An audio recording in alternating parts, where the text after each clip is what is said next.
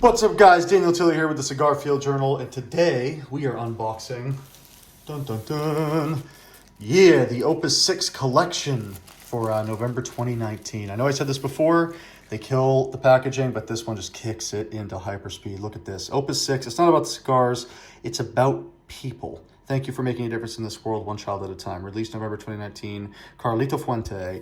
And I did not know this, but all of their special edition collections and samplers, all of the proceeds, I'm pretty sure, go to their charity that helps the families and mostly children, I think, in the Dominican, in underprivileged areas. You can look, you'd think I would have looked up the name of the charity if I was going to talk about it. But hey, we're just still getting into the swing of this whole unboxing thing, so bear with me. I'll also try to keep this a little bit shorter. I've been tending to keep mine running pretty long with me just running my mouth. But hey, if I couldn't really justify spending the cash on one of these things and I really wanted to feel like I was, vicariously opening them and checking them out, I'd want someone to be thorough. So anyway, again, very much that Christmas carol-y look with the red, with the gold.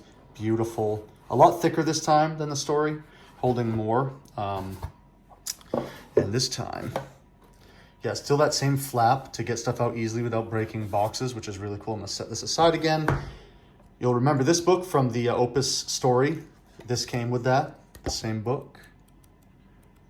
Again, really cool if you're trying to get into the whole story behind Chateau de la Fuente and Arturo and all that fun stuff. An interview with Carlos Carlito Fuente Jr. Really cool. Another book called Journey to Chateau de la Fuente. Chateau de la Fuente, excuse me. Just beautiful. And that property is unreal. Definitely a bucket list for me and a lot of my friends that smoke. Checking out that farm of theirs. And then this much, much thicker book here. Carlos Arturo Fuente, The Fuente Story. Passion Behind the Tradition and Legacy. And this seems, reads a little bit more like a normal book with some pictures interspersed there. Really cool that they really just pack this with a wealth of history on the company. And I mean, let's be honest, if you're buying this stuff, you're clearly a fan of Fuente in general. This collection, super gnarly. Could not wait to get this in and do an unboxing. Again, the brown bag. It's growing on me. It has a vintage thing now for me, and I kind of dig it. I hated it at first. But again, you'd be mad if it didn't have anything, so brown will do. Oh, I had to match my other one, so I had to go with the Macassar Ebony. Look at this. Again, what's up? Here, myself. There's no good way to show this, though. It's that shiny. I mean, this is mirror shiny. That lacquer's beautiful. Beautiful, beautiful. Again, made by Prometheus, and this is a bona fide travel humidor. I mean, this is almost a desktop humidor. It hits that thickness and size criteria. This one opens opposite, which I found was odd. Another magnetic pressure closure. It's beautiful. Heaven and Earth, Opus 6. Again, the same saying and a signature. So Heaven and Earth was really cool, and this was one of the main reasons I was excited, to get this, was the inclusion of, actually let me show you. So that's that. This is your certificate of authenticity. Only 500 of these were made in each color worldwide to a total production number of 2,000. Really cool. But anyway, the inclusion of this, which most people don't realize, there's a Maduro and a natural version of each of the Heaven and Earth releases. So this guy, Taurus the Bull, is the natural version of the Heaven and Earth series. And I always held Purple Rain and Rare Black in super high regard along with the BBMFs, but I never really knew about this midline of the three, rather. I thought this was a forbidden release, given the color of the band. But I think this is also the only 2015 in the group. Beautiful. And since these are all different, I'm not going to take them out and smell them. I don't know if that benefits you guys at all. This one's actually so sought after and rare and pricey, I will, because I want you guys to be able to see the construction and the bands. Then I can struggle putting it back in, like always. That'll be fun. Look at that.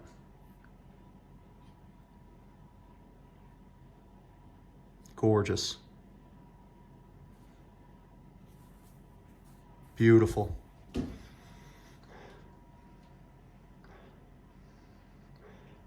Like a sweetened graham cracker on the foot. The outside just has that nice earthy, musty earth, I could say. given that age there. I mean, the raw materials already start aged, and then you're talking it's aged while it's wrapped for however long. This was 2015, you're talking 4 years. And that's if this was actually rolled then. It could have sat aged before that even. I'm not sure exactly how Fuente does their aging while rolled or once rolled. Anyway, so you've got that.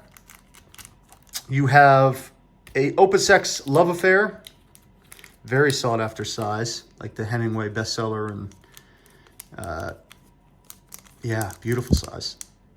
Little perfecto there, figurado, I should say. Then you have the King Power, super chunky, kind of a chiseled top in there.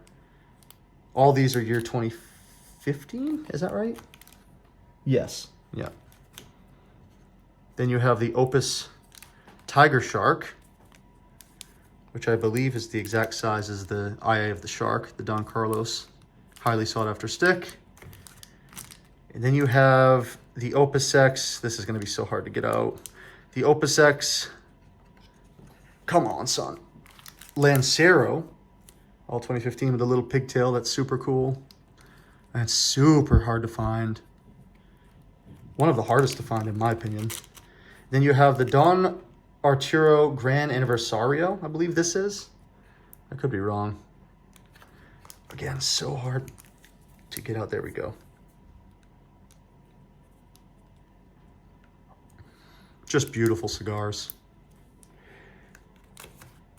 A beautiful package. Great presentation. And that just says Chateau de la Fuente. Fuente Age Selection 1992. Just beautiful. I'm curious to know why this is branded as the Heaven and Earth releases. That is kind of cool. I did not know. Maybe that's like the main stick in these samplers. That's the big rare one you get. Not that they aren't all rare, because in their own right, they're all extremely hard to get. But yeah, I tend to ramble too much on these. I just want you guys to see it because it is beautiful and worthy of being seen. The Fuente Fuente Opus 6 collection, November 2019. If you guys dig what you've been seeing and you want more where that came from, you can always like it. If you hate it, dislike it, either way, throw me a comment. You guys ever had one of these? Tell me about it. What's your favorite release of the Opus 6 releases? I'd love to know. Yeah, feel free to subscribe if you haven't. I've been Daniel. You've been awesome. We'll see you next time.